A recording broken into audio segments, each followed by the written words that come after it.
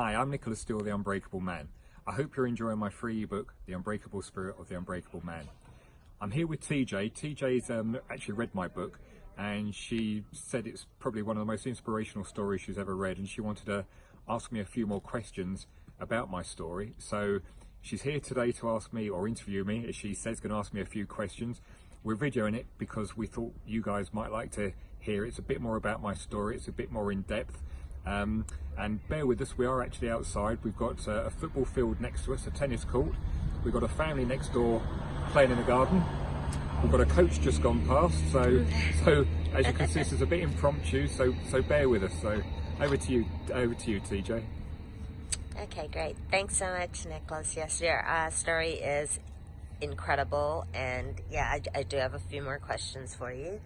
I want to know, after you woke up in the hospital and came to the actual realization that you were paralyzed, what went through your mind? How did you feel? As soon as I woke up, and I still had no feeling, couldn't feel anything at all. And obviously I was in a foreign hospital, no one spoke any English. I was scared, frightened, full of anger and hate when I realised that I was paralysed. And when the doctors came to see me, he actually said, look, we're really sorry, there was nothing we could do. This is the way you're going to be. And I started screaming and shouting. I really started hurling abuse at the doctor, the nurses, everyone around, because I was so upset. I was devastated. But I suppose I was just full of fear and real anger. And eventually the doctors and the nurses calmed me down. I apologised to them. And that's when I just said, look, I can't be here. I will recover. All of you are wrong. You've got no idea what you're talking about.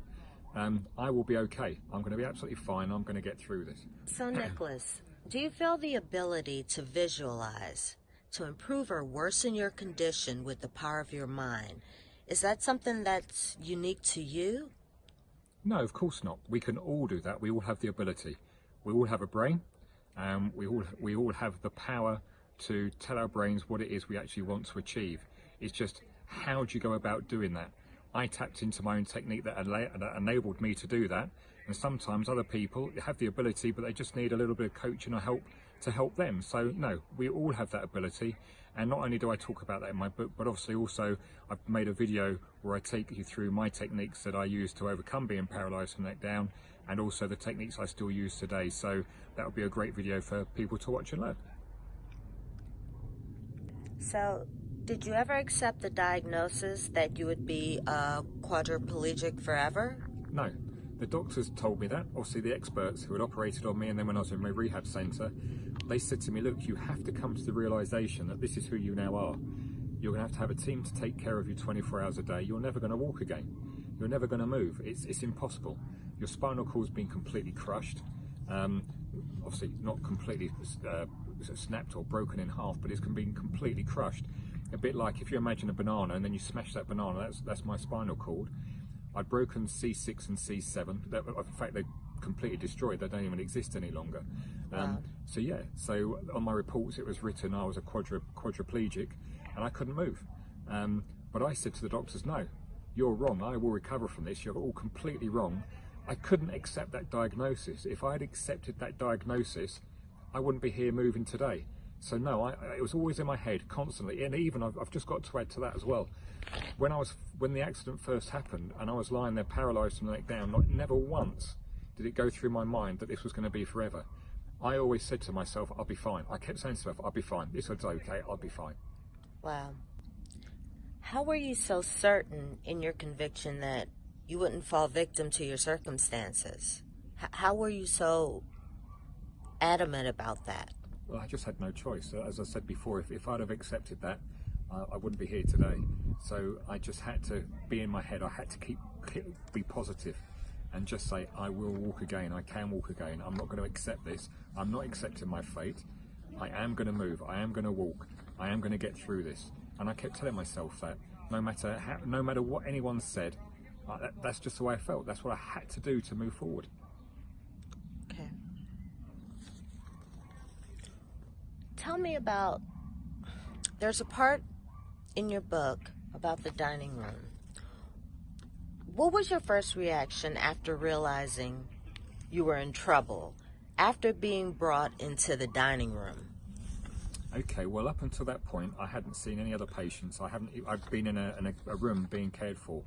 I hadn't seen any other patients. I hadn't been wheeled out the room.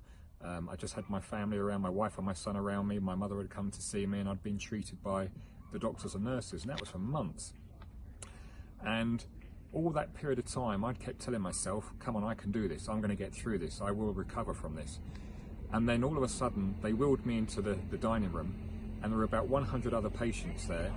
And those patients were either paralysed in wheelchairs, or they had limbs missing or parts of their faces missing. And I sat there, and all of a sudden it dawned on me, now I understand why the doctors and nurses are telling me why my condition is so serious, because I was one of these people.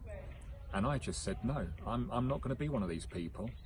And I had to say that, but I was devastated. I just burst into tears. I realised I was in trouble. It straight away went to my mind is, I'm in trouble. I'm one of these people.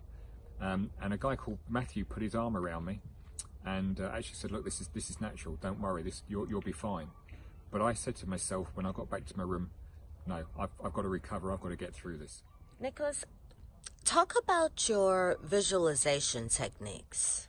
Okay, well, obviously I went through this in my book, and I've got another video. Obviously, I go through the techniques that I used and what I still use today.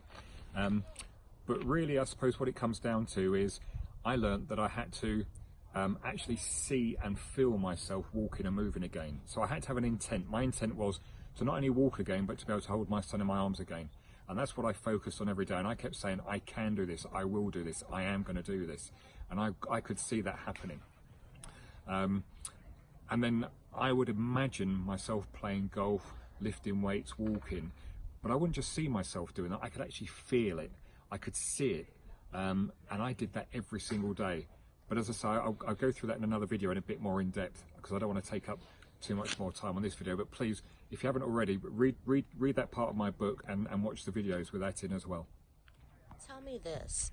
How was it for you taking your first step? Wow, it was incredible. My very first step, I don't know if anyone's seen the film RoboCop, but I did walk like a robot. I only walked a couple of steps, and then I fell back down again into my wheelchair. But it was amazing, because I knew as soon as I'd done that I was gonna carry on walking. I was gonna get a lot better. The only thing is, I knew it was going to be real tough work and take a lot of courage and determination, because I was in a rehab centre, and I just knew that it was going to take forever to get moving. It's taken me years, and the work was really, really hard. I can't emphasise that enough. It was really, really hard, but I was just euphoric. As soon as that happened, I was really excited.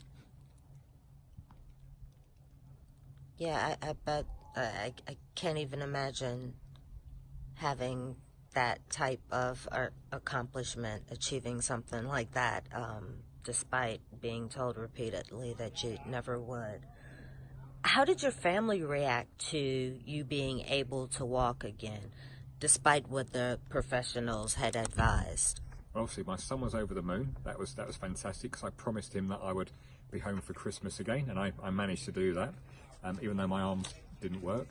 But my wife, she wasn't really ecstatic. She was happy, but she wasn't as happy as I was, and I never really understood that. Couldn't really get that one. And obviously that went on to develop later on, when obviously eventually I did get home, and she left me. She just said, I couldn't be a real man or a real father, that I was never going to be whole again. And she just left. But obviously I cover that in my book, and that was absolutely devastating. The heartbreak that I went through was just incredible, and I had to pick myself up off the floor from that one as well, which I didn't, to be honest, because up until that point I had told myself that I was going to recover, move again, walk, get my life back together, and I was really, really positive the whole way through. And then as soon as she left me and said, you're not going to see your son again, and this is how powerful your mind is, I said to myself, well, what's the point then? If I'm never going to see my son again, if my life's over, if I can't walk or move properly, I want to die. And I was in my hospital bed, and I just said, time to die. I've had enough. Just kill me. and that was it. I had this little voice on my right shoulder saying die, a little one on my left hand side saying live, and I said no, time to die. I want to die. I've had enough. Don't want to live anymore. Time to call it a day. And the next day I had double pneumonia, and that was it. I nearly died, and I just could.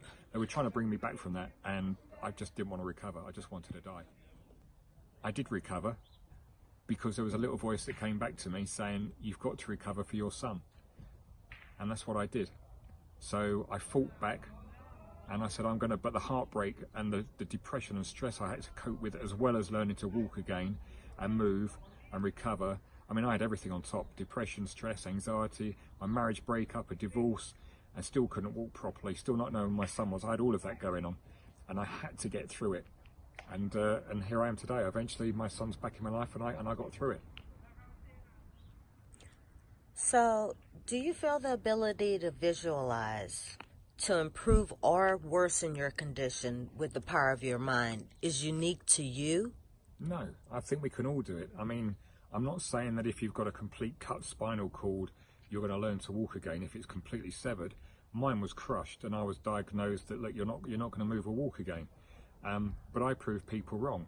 And there's been other people that have had broken necks and damaged spinal cords that have been told they're never going to move or walk again, and they have. We can all achieve things. We can all get through things. We can all want to get somewhere, but it's depending on, do you really want it? Do you really have the intent? Do you have the courage and the bravery to get there? And can you really focus on what you want to achieve it?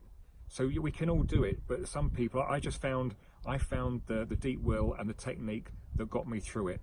And I'm just sharing my techniques that I used with other people to say, look, I did it. Why don't you apply my techniques that I used to your life today to overcome whatever it is you're facing? And hopefully it will work for you. I can't guarantee it will work for everybody. That would be impossible. But try it, give it a go, never give up, be positive, be focused, and you can achieve whatever you want. Nicholas, I want to thank you so much for, answering my questions, sharing your time with me. Your story is so inspiring and motivational, and I hope that so many more people are exposed to it, get a chance and an opportunity to understand what you experienced, and what they too can accomplish with using your methods and whatnot. Thank you again for your time. I really appreciate it. No problem, you're welcome.